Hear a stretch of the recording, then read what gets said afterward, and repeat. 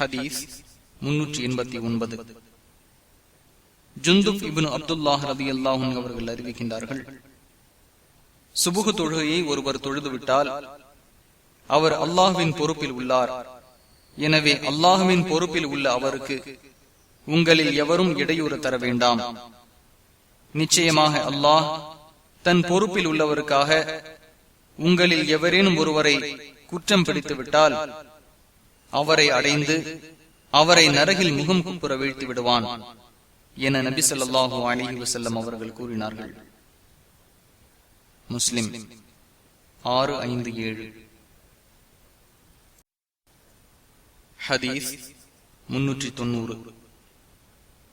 அப்துல்லாஹ் இப்னு Umar ரலியல்லாஹு அன்ஹு அவர்கள் அறிவிக்கின்றார்கள், அஷ்ஹது அல்லா இலாஹ இல்லல்லாஹ் வ அன்ன முஹம்மதர் ரசூலுல்லாஹி என அவர்கள் கூறும் வரையிலும் மற்றும் தொழுகையை பேணி ஜகாத்தை கொடுக்கும் வரையிலும் மக்களிடம் நான் போரிட கட்டளையிடப்பட்டுள்ளேன்.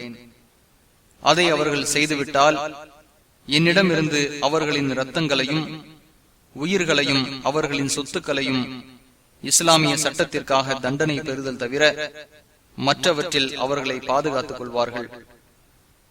அவர்களின் கேள்வி கணக்கு அல்லாஹ்விடம் உள்ளது என நபி ஸல்லல்லாஹு அலைஹி வஸல்லம் அவர்கள் கூறினார்கள். புகாரி 2:5, முஸ்லிம் 2:2.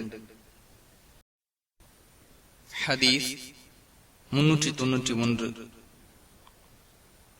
அபு அப்துல்லாஹ் தாரிக் இப்னு உஷைம் ரலியல்லாஹு அன்ஹு அவர்கள் அறிவிக்கின்றார்கள், லா இலாஹ இல்லல்லாஹ் என்று ஒருவர் கூறி அல்லாஹ் அல்லாதவற்றை வணங்கப்படுவதை வெறுத்தால் அவனது சொத்தும் அவனது இரத்தமும் உயிரும் பாதுகாப்பு பெறும்.